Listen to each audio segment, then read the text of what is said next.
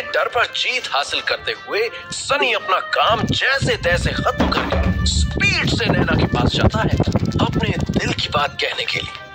हाय नैना। Go away, बाद में आना टेबल साफ करने। नैना की ऐसी टोन सुनकर सनी थोड़ा बौखला तो जाता है, पर वो वहां से जाता नहीं है और फिर से नैना की अटेंशन पाने की कोशिश करता है। नैना, मैं सनी हूँ, तुम्हारा क्लासमेट। क्लास में तुम्हारी सीट के पीछे बैठता हूँ। मैं तुमसे बोलना चाहता था कि आई लाइक यू नैना। ये क्या बोल दिया सनी ने? नैना के साथ साथ आसपास के स्टूडेंट्स भी सनी का कन्फेशन सुनकर शॉक्ड हो जाते हैं। सब नैना को देखने लगते हैं कि अब नैना क्या जवाब देगी। सनी का दिल जोर जोर से धड़क रहा है।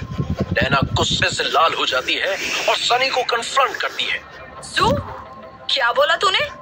गधेड़ो, बर्तन धोते धोते तेरा दिमाग भी वॉश हो गया क्या? Bloody loser, चीपड़। सनी बहुत ही ह्यूमिलिएटेड फील कर रहा था। उसका दिल भी टूट गया, पर वो आगे क्या करे उसे समझ नहीं आ रहा था। सारे स्टूडेंट सनी को घेरकर उस पर हंस रहे थे। सब उसे बेचारा सनी बुलाकर चिढ़ाने लगे। अच्छा खासा मूड खराब कर दिया। शक्ल ना सही, अकल तो दी है भगवान ने, बट इसका ब्रेन सिर्फ एग्जाम्स पास करने तक ही लिमिटेड है। तेरी औकात से ऊपर हूँ मैं, और तू मुझे प्रपोज करने चला था। एटलीस्ट एक नई शर्ट तो बाय करता। तेरी इस टी शर्ट का तो रंग धुल धुल कर फीका हो चुका है, और तू मुझे ऐसे प्रपोज करने चला है। छी। तभी नैना का ध्यान कैंटीन के बाहर आई एक 30-35 लाख की फैंसी जीप पर जाता है, जिसमें से उसका बॉयफ्रेंड करण बाहर निकलता है और सीधा नैना के पास आता है। करण के हाथ में एक हाई एंड लग्जरी ब्रांड का बैग है। नैना उसे देखकर पाउट करते हुए सनी के बारे में कंप्लेन करती है कि सनी ने उसे छेड़ा है, सबके सामने प्रपोज किया है। ये सुनते ही करण सनी की तरफ गुस्से से देखता है। बेचारा समझकर तेरे से 2-4 नोट्स क्या ले लिए नैना ने? तुझे लगा बदले में तू उसे ले लेगा, वो भी मुझसे? माना कि तुझे हमारी झूठी प्लेट्स धोने के पैसे मिलते हैं, पर साफ हो जाने के बाद उसमें अपनी शक्ल नहीं दिखती क्या तुझे?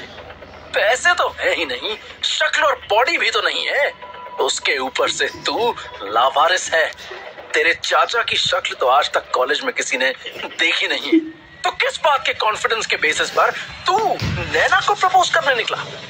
करण की बातें तो सनी को चुभ ही रही थी, पर नैना की उन बातों पर हंसी सनी के वुंड्स पर सॉल्ट का काम कर रही थी। वो सर झुकाए वहां से चुपचाप जाने का ट्राई करता है, पर तभी करण उसके हाथ में गिफ्ट नोटिस करता है और उसका रास्ता रोकता है और उससे पूछता है, ये क्या है? सनी अपना हाथ पीछे करता है, पर करण झटके से उसके हाथ से बॉक्स छीन लेता है, ये कहते हुए कि देखें तो मजनू क्या लाया है। जितने प्यार से सनी ने गिफ्ट रैप किया था, उतनी ही बेदर्दी से करण उसे फाड़ देता है। बॉक्स के अंदर एक क्रिस्टल हेयर पिन निकलती है, जिसे देखकर करण जोर जोर से हंसने लगता है। तू सच में बेचारा है यार सनी। इस चीप हेयर पिन से तू नैना को इम्प्रेस करने आया था? करण नैना से पूछता है, baby I feel bad for you. मैं यहाँ तुम्हारे ब्यूटी स्टैंडर्ड्स के हिसाब से ये 2 लाख रुपए का बैग लाया और मेरा कंपेटिटर ये सस्ता हेयर पिन देने वाला है। नैना एक्साइटमेंट में करण के दिए हुए बैग को अपने सीने से लगाते हुए सनी की तरफ देखकर चिढ़ते हुए कहती है, नो वे बेबी, इस 3rd क्लास इंसान का गिफ्ट भी कोई गिफ्ट है? इसे मैं तो क्या कॉलेज की सबसे अगली लड़की भी रिजेक्ट कर देगी। नैना की बात से सब और भी ज्यादा हंसने लगते हैं और सनी नैना की ये मीन बातें सुन नहीं पा रहा था। सनी गुस्से से करण के हाथ से हेयर पिन छीनने जाता है, पर करण उसे जमीन पर फेंक देता है और हेयर पिन के सारे क्रिस्टल्स बिखर कर टूट जाते हैं। सनी को गुस्सा आता है ये सोचकर कि उस हेयर पिन को खरीदने के लिए उसके हाथों में छाले पड़ गए बर्तन धोते धोते, और अब दिल के साथ साथ हेयर पिन का भी द एंड हो गया था। सनी झुककर उस टूटे हुए हेयर पिन के क्रिस्टल्स को कलेक्ट करने लगता है। वहीं करण के एक्सपेंसिव गिफ्ट से इम्प्रेस होकर नैना उसे माय हीरो कहते हुए उसे चीख पर सबके सामने किस करती है और दोनों वहां से सनी का मजाक उड़ाते हुए चले जाते हैं। जाने से पहले करण अपने कुछ दोस्तों को यू बॉयज कैरी ऑन कहता है और वो लड़के सनी को परेशान करना जारी रखते हैं। वो कभी उसकी टी शर्ट पुल करके उसमें होल करते हैं तो कभी उसके हाथों के ऊपर अपने जूतों वाले फीट रखते हैं और कुछ लड़कियां बैकग्राउंड में बेचारा सनी बोलते हुए उन लड़कों को चीयर करती हैं। तभी कैंटीन के बाहर एक रेड लग्जरी कार आकर रुकती है। सारे स्टूडेंट्स एक्साइटेड हो जाते हैं कि इस कार में कौन हो सकता है। क्या आज उनके कॉलेज में कोई वीआईपी या सेलिब्रिटी आया है? कार में से एक बहुत ही सुंदर लड़की सनग्लासेस, कॉर्पोरेट सूट और हाई हील्स पहने हुए कैंटीन में एंटर करती है। उसे देखते ही सबकी सांसें रुक जाती हैं और कैंटीन के आधे स्टूडेंट्स को लव एट फर्स्ट साइट हो जाता है। कुछ उसकी अटेंशन पाने की कोशिश करते हैं पर वो सीधा बिना किसी और को नोटिस किए सनी के पास आकर उस हेयर पिन के क्रिस्टल्स कलेक्ट करने में उसकी मदद करती है। सारे स्टूडेंट्स के साथ साथ सनी का भी मुंह खोला का खोला रह जाता है ये देखकर। Hello Avinash sir. अविनाश सुनते ही सनी सरप्राइज हो जाता है। कॉलेज में किसी को नहीं पता है कि सनी का असली नाम अविनाश है।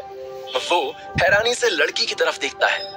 मैं आपकी सेक्रेटरी युक्ति देसाई, 50 करोड़ रिमेम्बर? हाँ याद आया। पर तुम यहाँ क्या कर रही हो? पैसे कैश में दोगी क्या? Black money? आप चाहें तो मैं पैसे कैश में भी अरेंज कर सकती हूँ। आपका ही पैसा है, ऑल व्हाइट मनी। चलिए सर, आगे की बातें हम आपकी कार में करते हैं। सनी गाड़ी की ओर देखता है। उसने अपनी लाइफ में ऐसी गाड़ी बस फिल्मों में ही देखी थी। अगर करण की गाड़ी लाखों की थी तो ये गाड़ी एटलीस्ट 2-3 करोड़ की थी। सनी मन ही मन सोचता है चांस पे डांस करने का यही सही मौका है।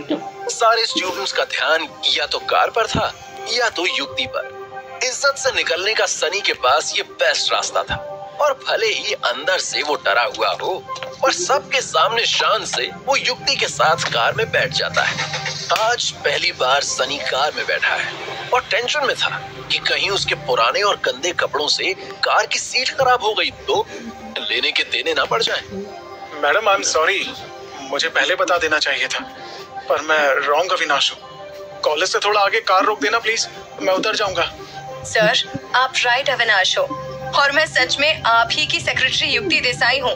आपके दादाजी मिस्टर अशोक मेहता जी ने मुझे आपकी मदद के लिए अपॉइंट किया है। मेरे दादाजी?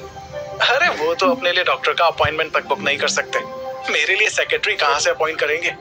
मुझे लगता है आपको कुछ मिसअंडरस्टैंडिंग हो गई है। युक्ति के चेहरे पर एक मिस्टीरियस सी मुस्कान है। मिसअंडरस्टैंडिंग क्लियर करने के लिए ही तो आपके दादाजी ने मुझे भेजा है।